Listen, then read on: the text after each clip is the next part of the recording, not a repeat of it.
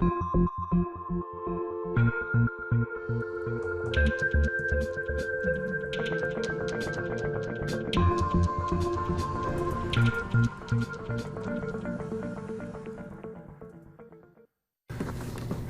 tal? Les habla Jorge Gestoso. Bienvenidos. En el programa de hoy, la victoria legal de los protectores de la Embajada de Venezuela aquí en Washington, que defendieron la sede diplomática de que la usurparan grupos violentos simpatizantes a Juan Guaidó. Hablamos con uno de ellos, la antropóloga Adrienne Pine. Adrienne Pine, una cálida bienvenida al programa. Muchas gracias, Jorge. Adrienne, ¿fue una victoria legal lo que obtuvieron?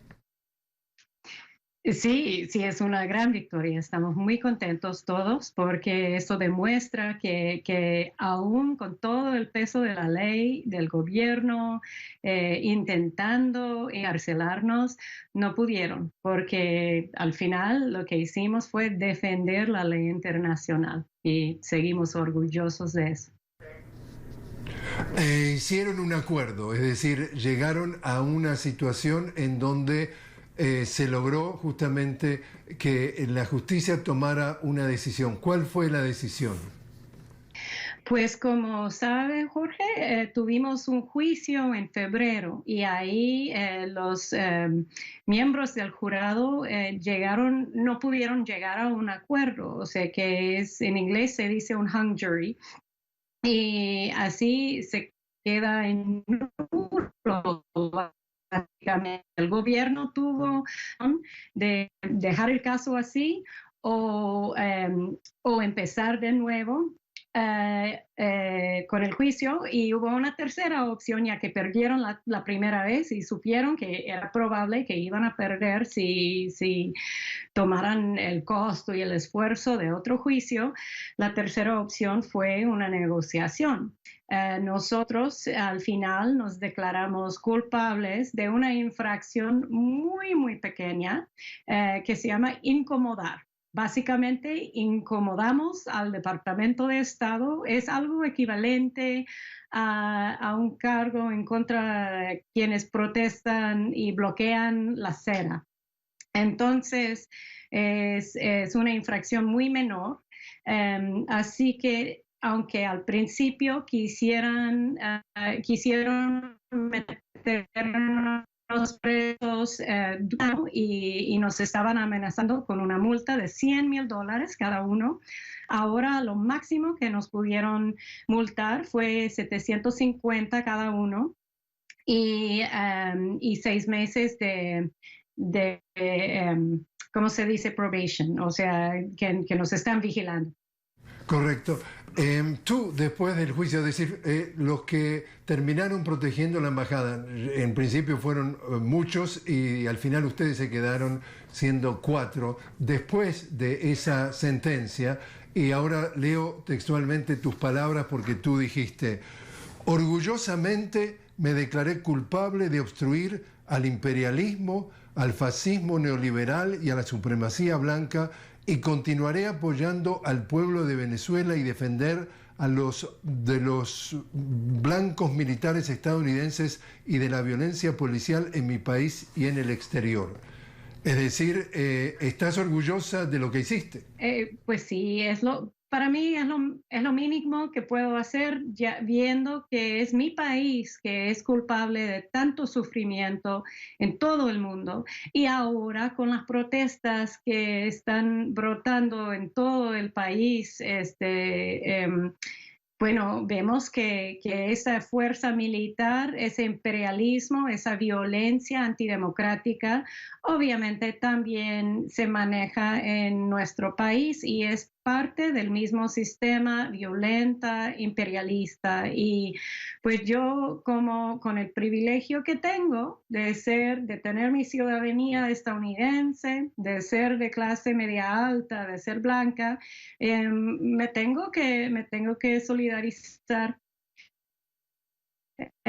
de cualquier forma que pueda, y voy a seguirlo así.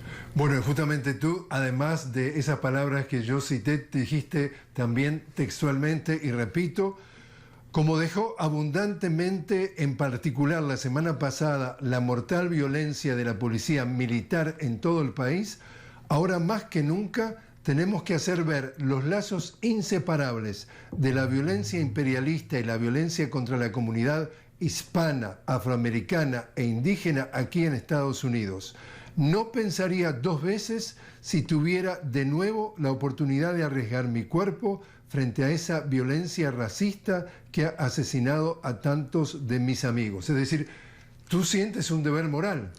Claro, y por eso también quiero enfatizar que esta victoria no pertenece a mí, no es mía, y yo no debo de ser el enfoque tampoco, porque el modelo de lucha que yo estoy siguiendo es el modelo de mis queridos amigos y compañeros hondureños que tanto conozco porque he trabajado como antropóloga en Honduras durante décadas ya y he visto cómo arriesgan sus vidas diario para luchar por una sociedad mejor, pero también obviamente la sociedad venezolana que ha luchado tanto por esa libertad en contra del imperio, por la sociedad cubana que sigue a pesar de ese bloqueo. O sea, son mis modelos de lucha. Y yo pues siento que esto es lo menos que puedo hacer y hay modelos mucho más fuertes y admirables que lo poco que hemos hecho en solidaridad aquí yo y mis tres compañeros que fuimos enjuiciados, pero más allá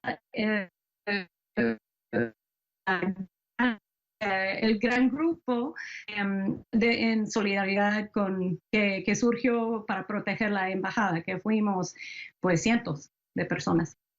Bueno, precisamente ustedes cuatro, juntos, los cuatro hicieron un comunicado y allí también después del juicio dijeron: compartimos con el pueblo venezolano y con muchas otras personas del mundo entero una visión de un futuro basado en la paz entre los países, la cooperación internacional y el respeto al derecho internacional. Esperamos que Estados Unidos ponga fin a las sanciones, al bloqueo y a las sanciones contra Venezuela y contra todos los países igualmente afectados y que se una al espíritu de cooperación internacional que prevalece en esta época de pandemia, recesión mundial y crisis diplomática. Esto es un mensaje de paz.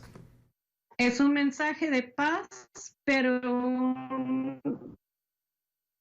o sea, no es paz sin justicia, ¿verdad?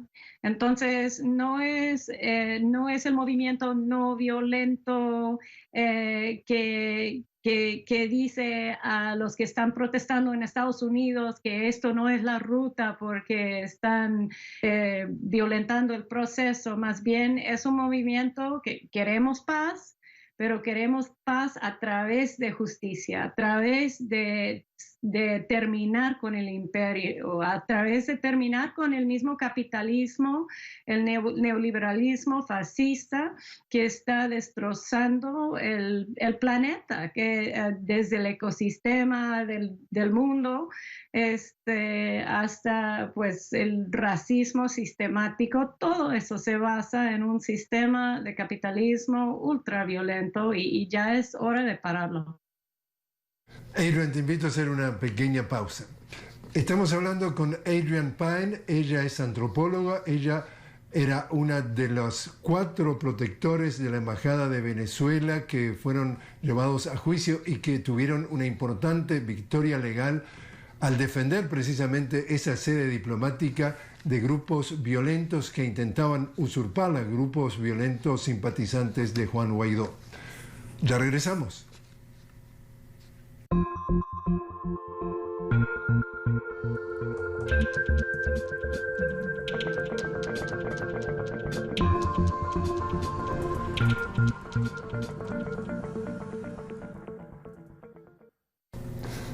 Continuamos conversando con Adrian Pine, antropóloga. Ella es una de las 4 personas protectoras de la Embajada de Venezuela aquí en Washington. que precisamente se enfrentaron a grupos violentos simpatizantes con Juan Guaidó que pretendían usurparla y que fueron finalmente arrestados, sometidos a juicio y obtuvieron una importante victoria legal. Adrian, ¿cuál es la situación de la embajada hoy por hoy? Hoy la embajada está cerrada porque no hay gobierno legítimo que los Estados Unidos reconozca que lo pueda ocupar. O sea que los Estados Unidos dejó de reconocer el gobierno democráticamente electo de Maduro, pero bien sabe que Guaidó no tiene ningún apoyo. Y entró Carlos Vecchio por un momento después de que nos sacaron violentamente con una operación, un operativo de más de un centenar de policías militarizados, dejaron en el supuesto embajador ladrón venezolano, hizo como una conferencia de prensa y volvió a salir. Desde entonces, casi más de un año creo, ha sido cerrado. Hay, ¿cómo se dice?, madera cubriendo las ventanas, hay montones de basuras alrededor del edificio, ratas, o sea, está en desarreglo total y realmente es un abuso del Convenio de Viena que supuestamente protege los edificios, incluso las embajadas de otros países diplomáticos. Y también demuestra que es una farsa lo que está llevando el gobierno estadounidense, una farsa tan absurda, pero tan fuerte que por ejemplo, que cuando Donald Trump a Juan Guaidó como su invitado especial en su discurso anual, el State of the Union Address, que aplaudieron a los mismos demócratas celebrándolo. Un discurso tan fuerte, aunque sea fraudulento, que eso fue la realidad que reinó en la corte cuando nosotros estábamos siendo enjuiciados. La semana que pasábamos siendo juzgados por el jurado, dijeron al jurado que Juan Guaidó es el presidente de Venezuela. No pudieron ni siquiera mencionar el hecho que no lo es. O sea que es un mundo surrealista y el efecto ha sido la violación completa de la embajada de Venezuela y eso también es una violación de todo venezolanos en el país que no tienen acceso a servicios que merecen. Adrian, definitivamente antes de leer la sentencia, la jueza, que se llama Beryl Howell, definitivamente les dio un sermón, palabras durísimas, los denigró a todos ustedes y trataba de decir que ella quería dar un ejemplo para que nadie repitiera lo que hicieran ustedes y que siempre se respetara lo que le llaman entonces las políticas del gobierno de los Estados Unidos. Cuéntanos qué fue la actitud de esa jueza, qué les dijo. Pues, ¿qué te digo, Jorge? O sea, nos regañó fuertemente, pero esta es una mujer que viene de una tradición neoliberal.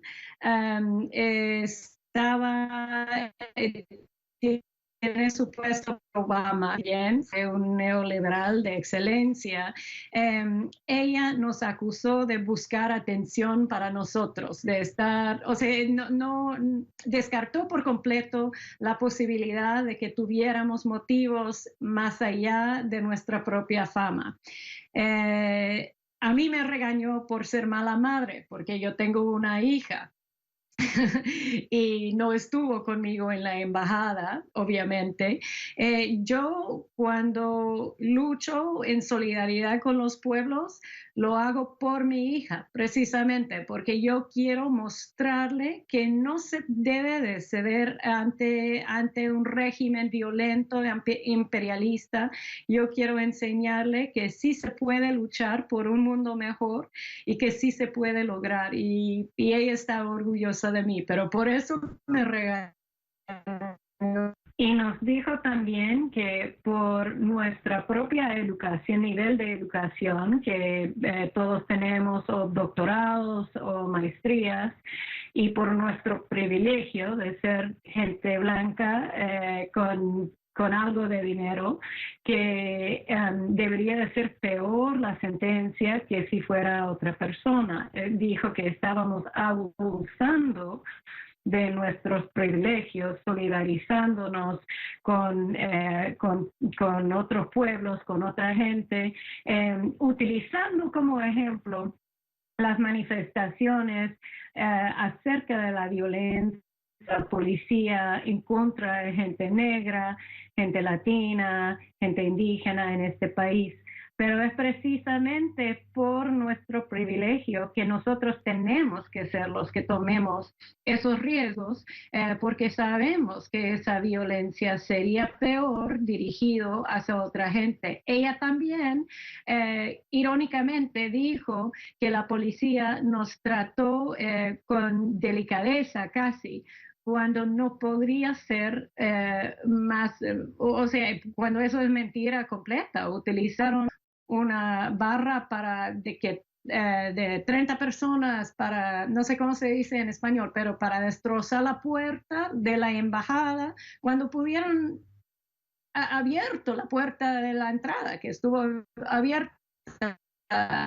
O sea, utilizaron una violencia extrema militar costosa y no necesario, porque dejamos muy claro que no íbamos a resistir si entraran a la embajada para arrestarnos. Así que sí utilizaron violencia extrema y sentimos que como gente con nuestros privilegios y educación, es nuestro deber arriesgar más en solidaridad con la gente que es más vulnerable que nosotros, o sea, diariamente.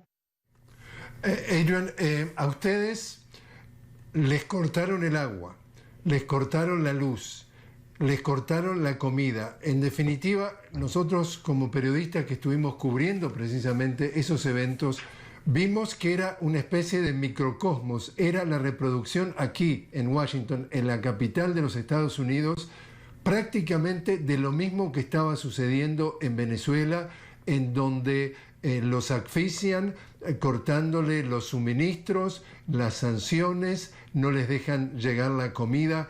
De toda esta experiencia que tú viviste, ¿qué fue lo que más sacaste como conclusión? ¿Qué es lo que más te enriqueció de haber vivido eso?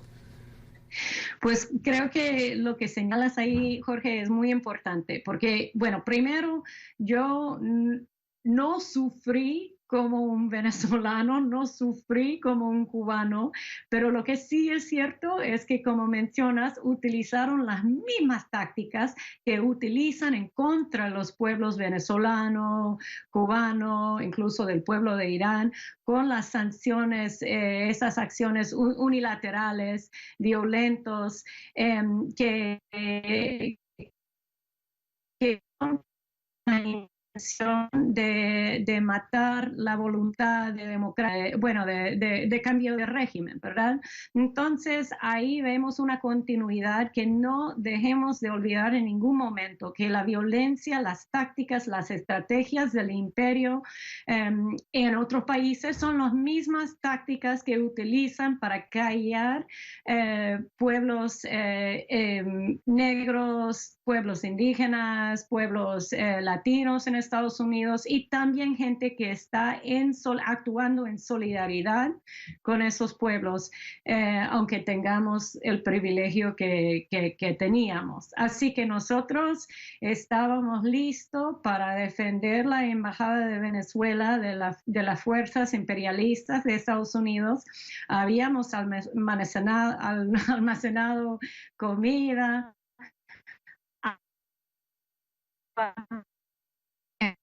teníamos luces solares, estábamos preparados para quedarnos un buen rato, o sea, teníamos ya preparado para meses ahí en la embajada sin luz y agua, pero eso sí nos enseñó pues la hazaña directamente del imperio y nos fortaleció la convicción de seguir luchando.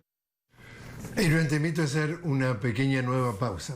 Estamos hablando con Adrienne Pine, ella es antropóloga, una de las protectoras que defendió la Embajada de Venezuela aquí en Washington de que la usurpara violentamente grupos simpatizantes con Guaidó. Y cuando regresemos estaremos hablando precisamente de las protestas que se dan en estos días en Estados Unidos contra el racismo, la brutalidad policial, las desigualdades y las injusticias. Ya volvemos.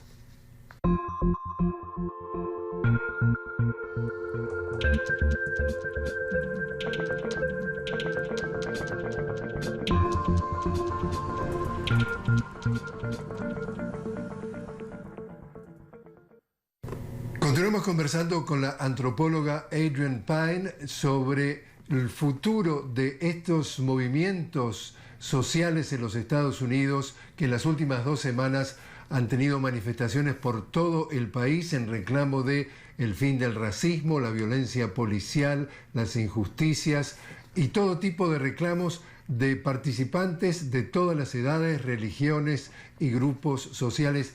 ¿Cuál es tu lectura entonces, Adrienne, de lo que está sucediendo en estos momentos en el país? Pues para mí es bello ver la gente levantándose en contra de un sistema de policía que está construida sobre una historia de patrullas antiesclavos. O sea, el origen de la policía en Estados Unidos son de grupos de personas que se organizaban para capturar gente esclavizada que se había escapado. Y nunca se ha cambiado realmente la lógica de la policía en Estados Unidos. Es una lógica que defiende el dinero, que defiende el capital y que se opone a los más pobres, a la gente negra en particular, y tiene una historia de violencia horrible que hemos visto más en estos últimos años porque la gente ya tiene videos y está grabando la violencia, los asesinatos en particular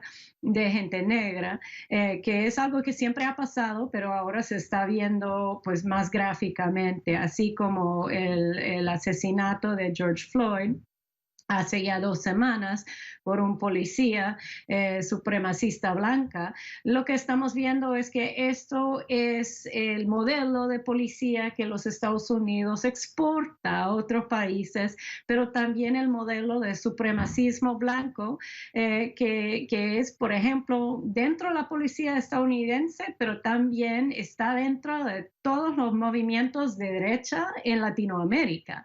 Son supremacistas blancas. La gente que estaba violentamente protestando en contra de nosotros fuera de la Embajada de Venezuela eran sumamente racista, homofóbica, violenta, decían cosas horribles en contra de nuestro, bueno, por ejemplo, el entonces corresponsal de Telesur, Alina Duarte, tuvo que sufrir racismo horrible en vivo y dijeron cosas que ni se puede decir en contra de nuestros compañeros negros que estaban ahí en la lucha.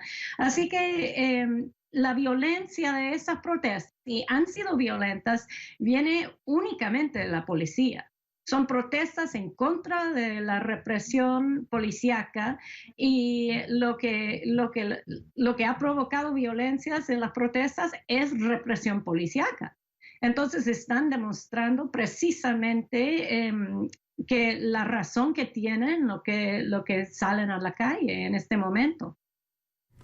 ¿Te parece de que se puede lograr algún avance? Porque ya lo que se está proponiendo es, de alguna forma, reforma policial o no utilización de ciertos recursos como es precisamente estrangulamiento o utilizar la rodilla sobre el cuello de las personas. Pero ¿serán estos cambios que pueden ser cambios de fondo o son simplemente una curita, es un band-aid para calmar el reclamo popular y esto va a seguir absolutamente igual en cuanto a discriminación, en cuanto a xenofobia, en cuanto a marginación y simplemente vamos a esperar que dentro de un mes o dos esto quede sepultado y todo va a seguir como está?